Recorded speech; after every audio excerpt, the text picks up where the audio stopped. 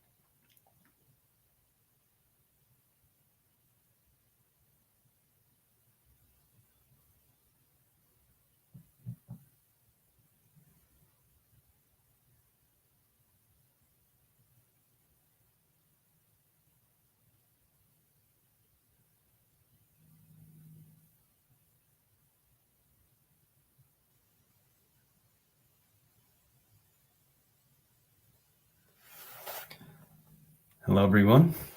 Thank you for joining us. My name is Luke Truman. I'm a senior program manager for the New England Environmental Finance Center. And today I'm going to talk to you about some lessons that I have picked up as a technical assistant for the BetterBev Green Craft Recognition Program. So a little bit about me. Born and raised in northern Wyoming and went to school or college in Wyoming as well, where I worked in the beverage world, and post-graduation ended up running a sales and distribution route in northern Wyoming that was all craft and import, which allowed me to get in with the largest brewery in Maine, where I was for about 11 years. And in my role there, I led the green team. I was a member of the Brewers Association's sustainability subcommittee and served as a facilities manager. And now I am a Brit engineer. I heard that from a brewer yesterday and thought, I think I need to steal that one. A little bit about the work that I'm doing. So BetterBev is a multi-regional collaboration of EPA pollution prevention. So we call it the P2 program. Grant recipients across New England and Southeast, including North Carolina, as well as Maryland. And we're supporting craft beverage manufacturers is because it's grant funded. It comes at no cost, and aiming to basically lift the baseline of the industry and support the industry in their efforts. So focused on source reduction, so pollution prevention, as well as systemic change, continuous improvement, some cross-industry collaboration, capacity building. Our biggest focus is on low cost, low tech, and accessible practical solutions. So, not the flux capacitors of the world, but things that are approachable to the long tail of the craft beverage industry, or craft beer industry, sorry. And then information sharing, and what I look at is kind of being that we serve kind of as mediators between industry and regulators and incentive providers, vendors. We can kind of be this impartial third party to support all sides. And we work with university students and help with internships and service learning opportunities. So kind of the next generation or your next employees. And then we have a recognition program. So BetterBev, we have an assessment tool that allows for brewers to look at their own operations and self-assess their own impacts. And it's a point-based system. And the idea is to have it be very accessible and achievable. And the focus is really on the continuous improvement side of things. So we all have to start somewhere, and we wish to meet the brewers where they're at. Recognition allows access to a logo, a certificate, addition being added to a map, and technical assistance, which, if somebody doesn't make it to the level of recognition, like our desire is to help them get there. So a few things that I've learned to date, every brewery is a unicorn. I know one brewery very well, and I've learned that kind of there are a lot of little individual differences between every single one. There are a ton of solutions, but everything takes a little effort, and not enough information is passed along. So we are all kind of siloed in some certain way, shape, or form, and we get way hung up on perfection from all sides. And so I'm telling you things you already know. What I like to think of is that focus on perfection is really what the hangup is, and is really stalling a lot of potential great work. And so that's kind of where we are really putting our effort. Um, Showing that one step is better than none. So what I'm going to do today, so I'm going to kind of keep things a little bit high level. It's going to be a fair amount of verbiage. I apologize for that. I'm hoping that this could lead to maybe some more specific talks later on, or some resources that you would like us to focus on and pull together for you. And I'm just kind of keep it high level based on what I've experienced over the last couple of years, visiting a whole bunch of breweries, talking to a bunch of technical assistance providers, and really seeing what works and what doesn't work, and keeping things pretty high level. What I've seen for really successful programs is where sustainability is part of everyone's role. So it's just kind of a baseline expectation that everybody participates in it, that it's much more than just environmental stewardship. It really impacts the bottom line. And, there are a lot of different ways to go about kind of seeding that in an organization, but being able to kind of understand who you're dealing with and figuring out how to convince the most important or most reluctant people and get everybody on board and moving in the same direction is critical. I would say start in your department, whatever your role is, like that's what you know best. That's where you should take the lead and take ownership. If you're looking at something or answering a question where you're like, that's so-and-so's job, that's not my job. That's an opportunity to talk to so-and-so and figure out how you can help with those initiatives and be involved. And then tangible metrics. So, the adage is you can't manage what you don't measure. I would say that it's really important to have some sort of metrics, whether it's, utility tracking or specific, waste targets, and very specific to your like what you're specifically working on, your department, your goals. Being able to demonstrate what you're doing, for one, it really helps tell the story in a way that people understand it, so really gets the support you need, and it's a good way to demonstrate the impacts and thus avoid things like greenwashing. So just making kind of blanket statements doesn't do anybody really any good. And I would say advocate and hold yourself accountable for transparency and advocate for transparency. So when you launch into some sort of initiative, if you are kind of secretive about it, that's not going to get you the buy-in you need. And when it comes to, say, management, if you're not in a management role, that transparency when it comes to, say, utility bills and whatnot, there's really no reason not to share that with employees. And some of the most, impactful talks I've heard in the past have been about, say, open book financing, that kind of thing, where you're just, or open book management, sorry, where you're like really helping your employees understand the decisions that you make. And then when it comes to an employee, to be able to understand why that upper management makes the decisions they make. And transparency is key to success. Focusing on systemic opportunities, which we'll get into a little bit of that here shortly, versus one-off efforts. The one-off efforts are important, but it doesn't take much more work to turn a one-off effort into a consistent systemic opportunity. So I'm going to go through kind of some of the departments that could be in a brewery and talk about a couple of the successes I've seen that are low-hanging fruit, Not always low hanging fruit, but typically very affordable, maybe not innovative, but maybe very innovative in today's world. So, in a lot of tasting rooms, I see stacks of plastic cups next to a water filling station.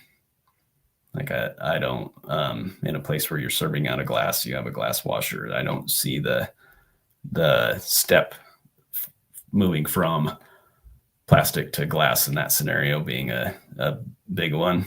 And I think it's just an easy low hanging fruit that could have an impact and kind of treat your customers with dignity.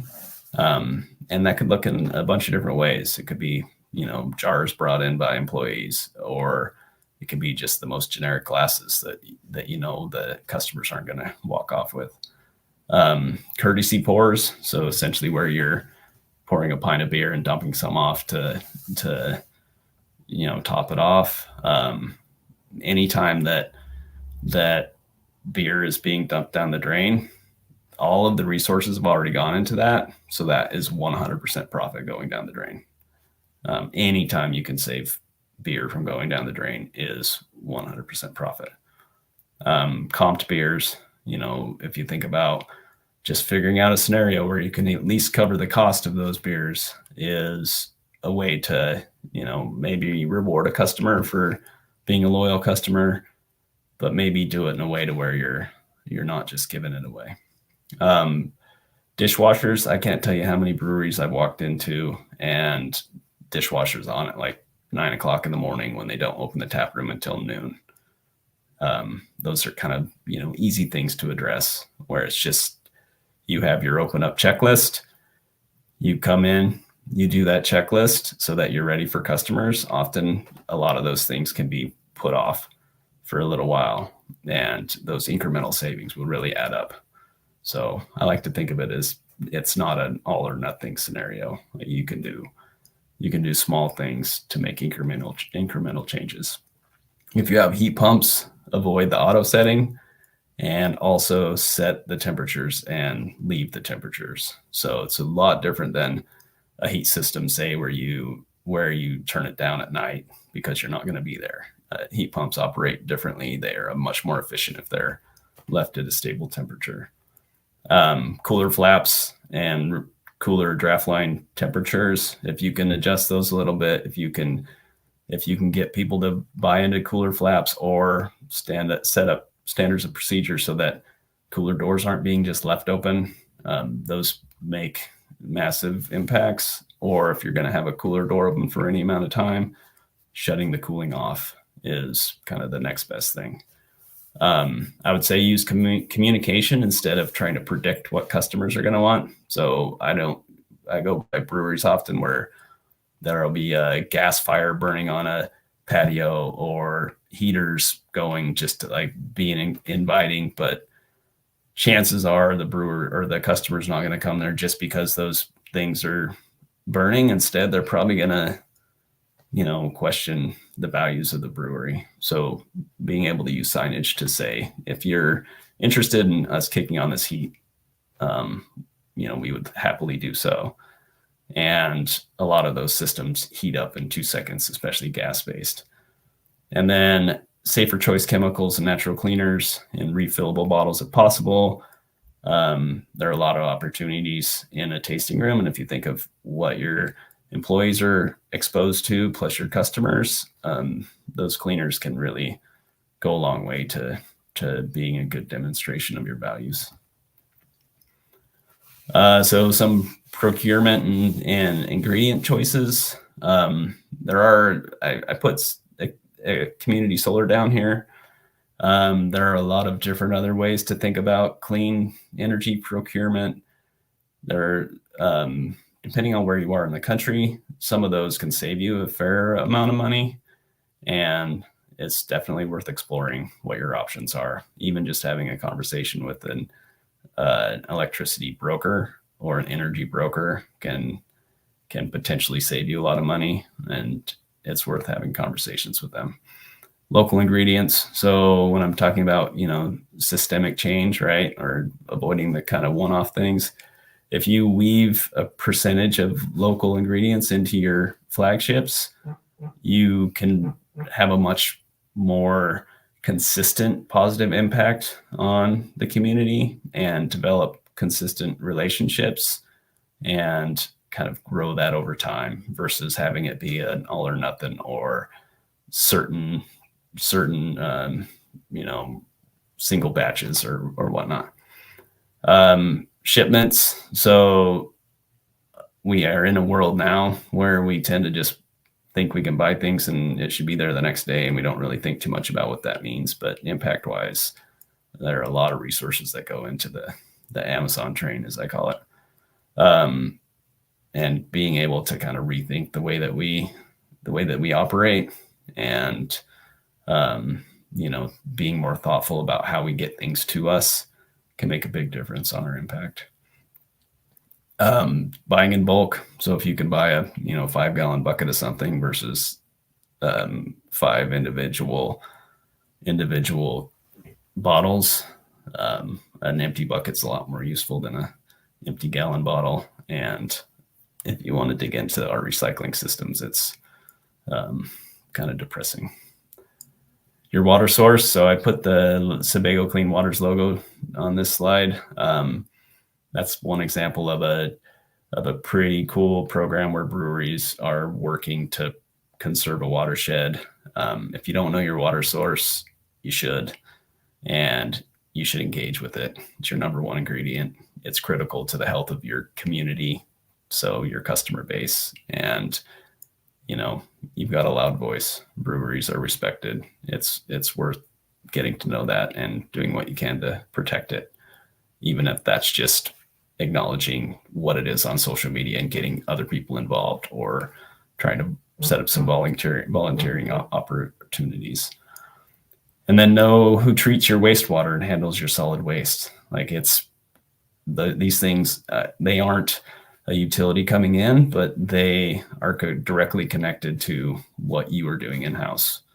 And so understanding how those organizations work and kind of what your opportunities are to support them and help them be more efficient will likely impact your bottom line over time, or at least make you feel like you're doing the right thing and being more responsible. On the brewing side of things, mill gaps can really impact the efficiency of your batches, so are definitely worth checking on a regular basis. Allowing your grain beds to drain off. So unless you're flipping batch over batch, if you can let your grains sit in your lauter tun for an additional, say, hour before you grain out, and let that weak wort drain off. I have a picture on here of grain in a tote, which is ubiquitous for breweries. Very few of those are actually liquid tight after about one trip to a farm.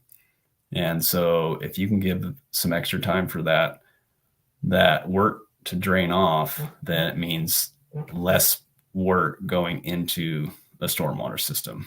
And that weak wort is high in BOD and negatively impacts the environment. Explore nominal boil rest. So on a 60-minute boil, a 6-minute reduction in boil time means approximate 10% reduction in fuel use per batch. And so these things can have a pretty massive impact. Scrubbing by hand instead of just adding additional CIP cycles can make a large impact, especially over time. Being able to track water per process, flow meters, especially, like, there are a lot of varieties out there. They're not all super expensive. Kind of getting to a point of having a general understanding of how much water is used per process, setting your goals, being consistent, kind of doing things the same time every time, and then figuring out how to incrementally improve over time makes a big difference. You can get sterile air filters and avoid using bottled oxygen when you're aerating your wort. It's a good way to save a lot of money and save some resources.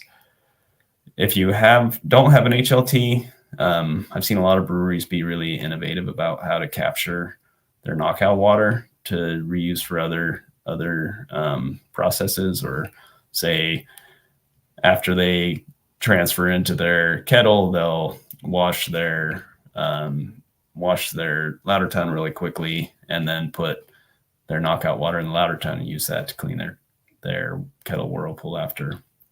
There are a lot of creative ways to do it, and no no single way is better than another, but figure out a way to use that. I mean, that's not only water, which you're paying for in and out, and it's a valuable resource, but also the fuel that went into it. So anything hot that you're putting down the drain is energy that you're also putting down the drain.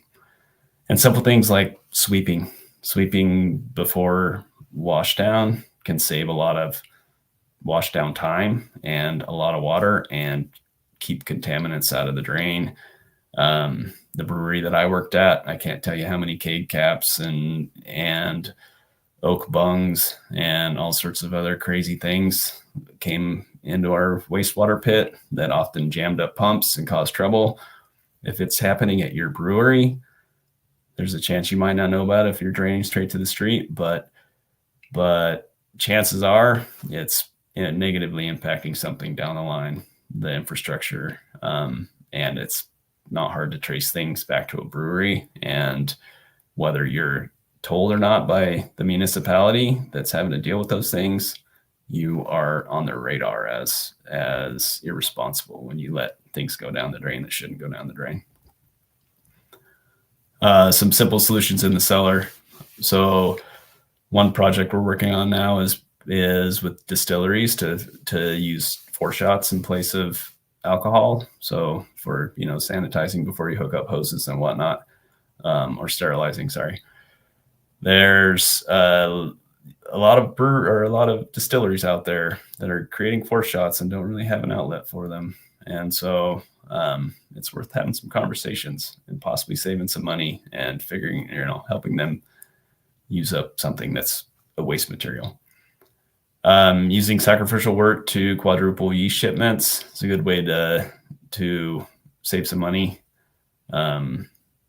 Yeast isn't cheap, and if you have a brink, it's a good way to go about it if you're not able to recover yeast and use it for multiple generations.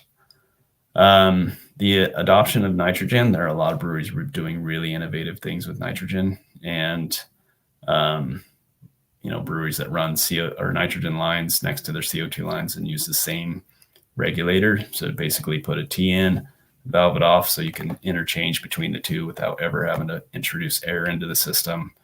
It's pretty slick and cheap approach to deal with it.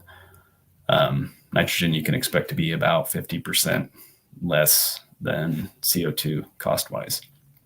Spunding is, a pretty straightforward way of both making things more efficient and capturing some CO2 without having to have a recapture system. Transferring with pressure, using nitrogen for that, or better yet, using a pump and then connecting the heads of the bright tank and fermenter, so thus allowing to balance that head pressure without having to add or purge any gas. And then acid under pressure, I've seen a lot of people that are going a bunch of cycles. I'm seeing breweries that are able to go for 6 months if it's a lagering operation without ever cleaning a bright tank, just flipping it and putting the next beer straight into it. So there are a lot of opportunities there. Oh, and then basically if you are having to caustic clean a bright tank, making sure you get that CO2 out of there. And same with the fermenter, getting the CO2 completely out of the tank before you do your caustic cycle. Otherwise, that CO2 can neutralize the caustic and make it less effective. And then some more cellar stuff. So glycol temps, if you can adjust those down a degree or two, can have a pretty big overtime impact on your energy usage. A couple of technologies, so BrewIQ and BrewOps are both a couple that I've seen be used really successfully. I know there's a consistent cost associated with these.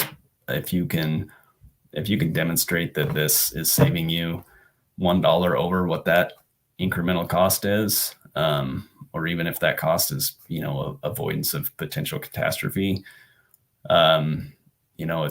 it's worth having. And if it saves time, those are clear wins.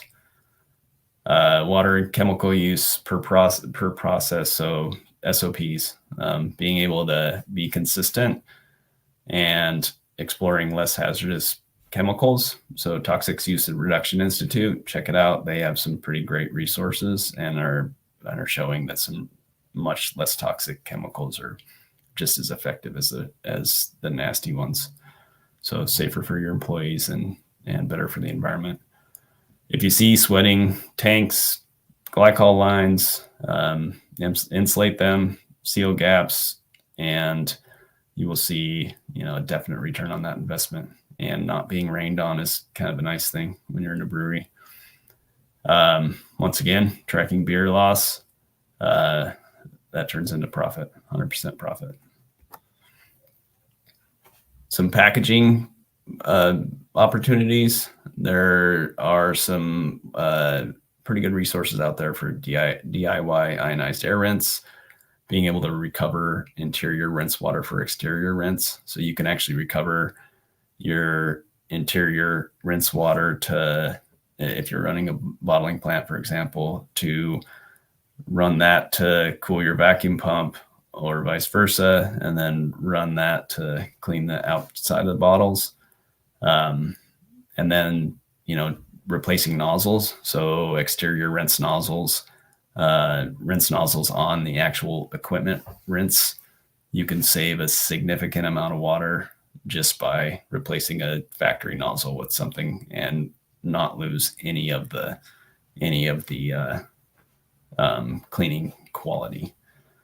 Purging kegs with nitrogen, seen some great successes there.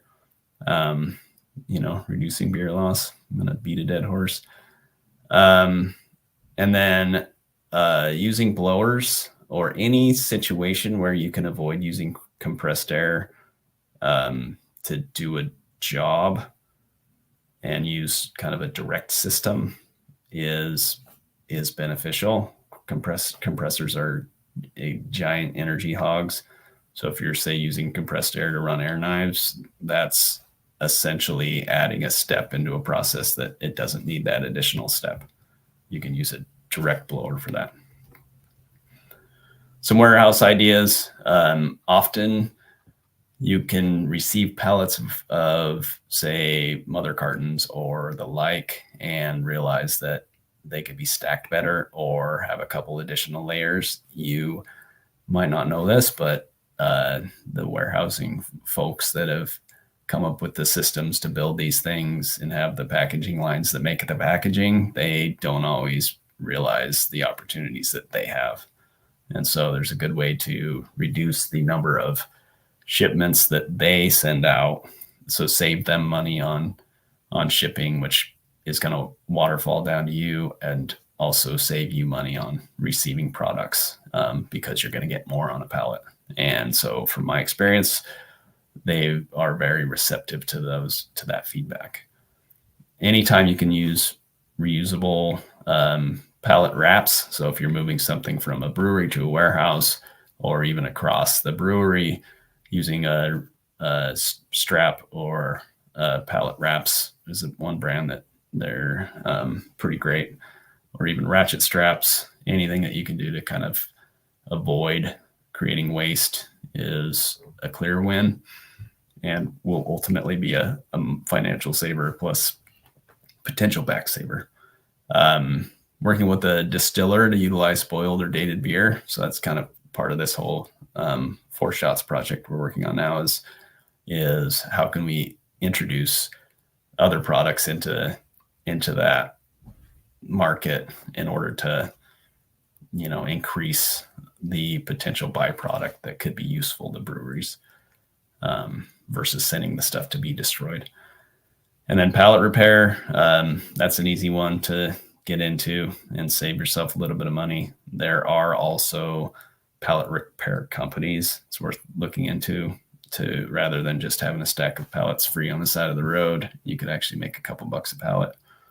And then backhaul opportunities. So if you were, say, self-distributing and you happen to be running back to your warehouse empty, one, it's kind of an opportunity to create some sort of collaborative effort with other industries or other brewers, but also if you do a little outreach, you might find out that you can make money on using that truck space, because there's a premium on moving things around. You're not the only ones paying it. Adjusting schedules to ensure trucks are full. This is largely, between a production facility and a warehouse. Often we get into a bit of a, schedule, like stuck in a schedule cycle that could use some review. Maybe it's a matter of changing when things are dropped off and whatnot, in a way to make sure that, say, the packaging hall has everything they need, but you are always running full trucks. It's just a matter of kind of tweaking it enough to get all the spots to line up, or everything to line up. And then balers are surprisingly cheap. They'll pay for themselves pretty quickly. If you can take something that, say you have a cardboard dumpster on site and you're paying monthly to have that thing emptied, you feel good because you're recycling that cardboard. It's saving you on your trash dumpster. Well, if you have a baler, you can actually make money off of that product, and that can pay for itself pretty quickly. So some engineering solutions. Refrigerant leaks are an easy, low-hanging fruit. Often we have, an issue with the condensing unit. We call the company that we work with, and mechanical company comes out, they top it off, and away they go. Another 6 months later, you have the same issue. Having them prioritize actually fixing those issues can make a huge impact on your impact, I guess, your environmental impact. So 1 pound of 410A, which is a common refrigerant in chillers and condensing units and whatnot, is equivalent to 2,088 pounds of CO2. So not to mention it has PFAS in it, so not cool.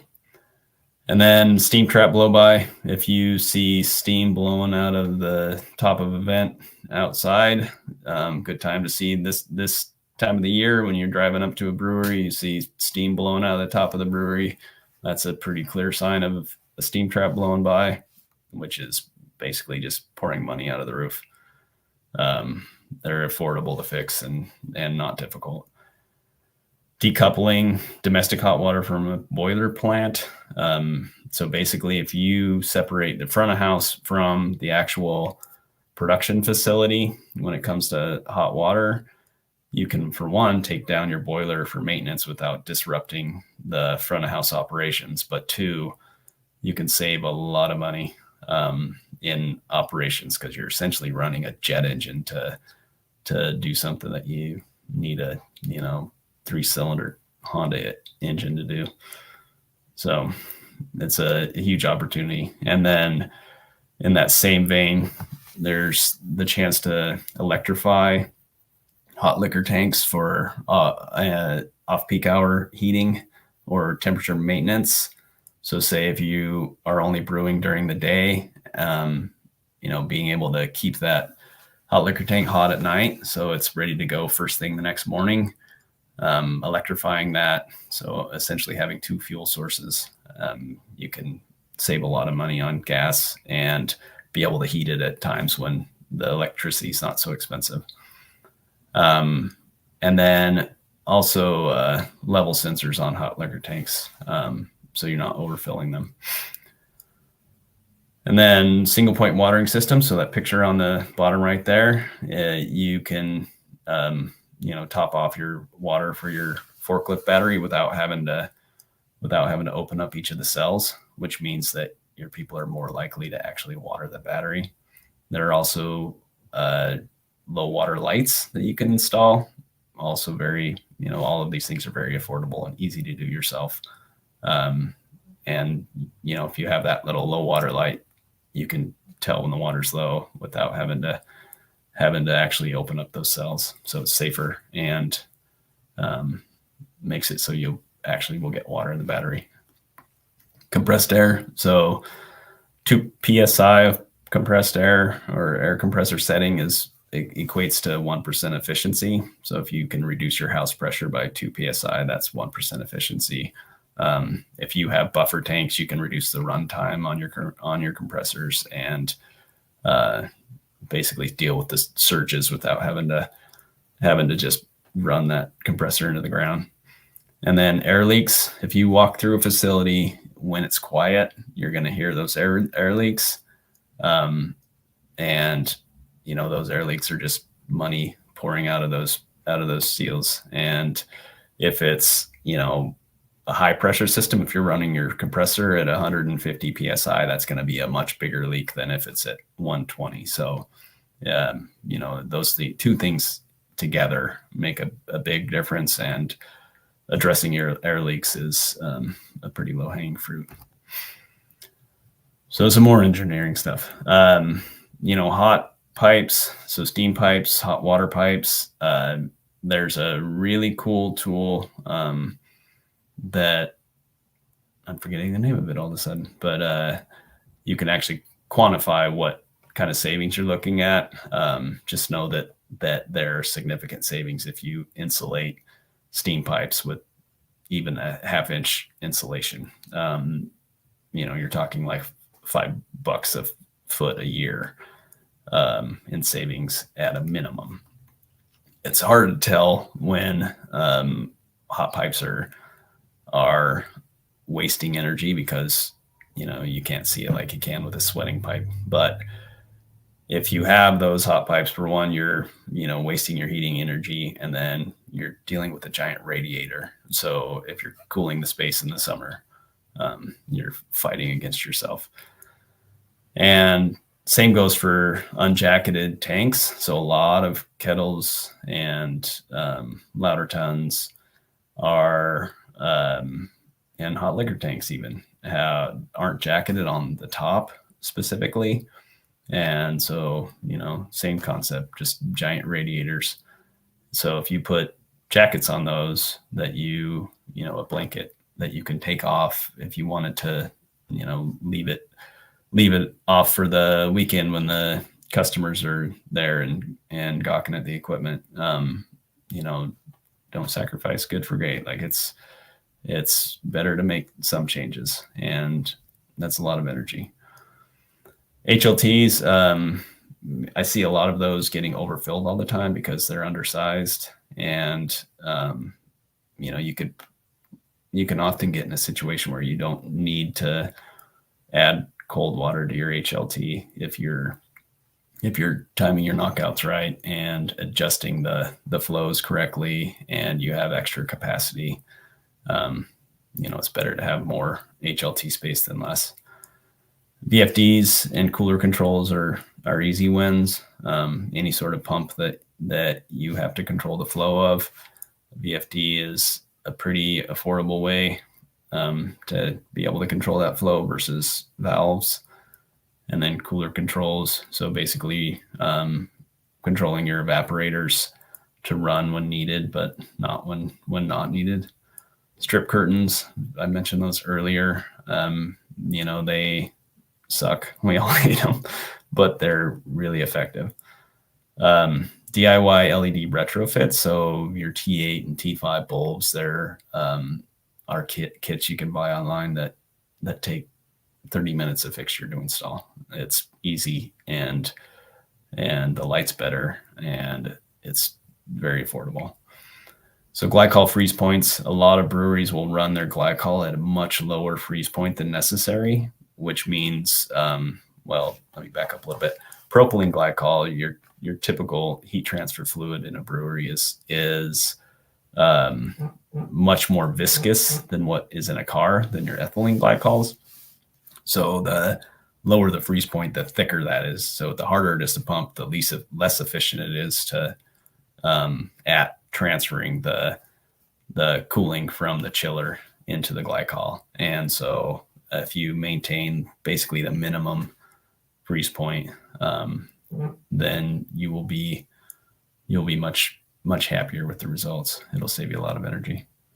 So the highest temperature possible. There are also alternatives. So next week we'll be swapping out the glycol in a chiller system at a brewery here in Maine with what's called propanediol, and it is a corn-based product that's much less viscous. So hopefully we'll have a case study to demonstrate how much more efficient that operates as a heat transfer fluid and pumpable liquid. So waste management, grain bags are an easy thing to hook up with garbage pickup folks and use for invasive plant management. And there are just so many ways to use grain bags. If you can find a beneficial outlet before figuring out a recycling plan, it can lead to some pretty cool community engagement. Recycling, if you can separate the streams before dealing with the materials. So, have your cardboard, your number 2 and number 4 plastics and whatnot, you'll be able to actually have a lot better chance of getting those to a place where they'll actually be recycled. I'm not really going to get into the trub and yeast, but I will have something maybe we can talk about another time. Any of that material that goes into the wastewater system becomes essentially a liability, and whether you're surcharged or not, your community's having to pay to deal with that material.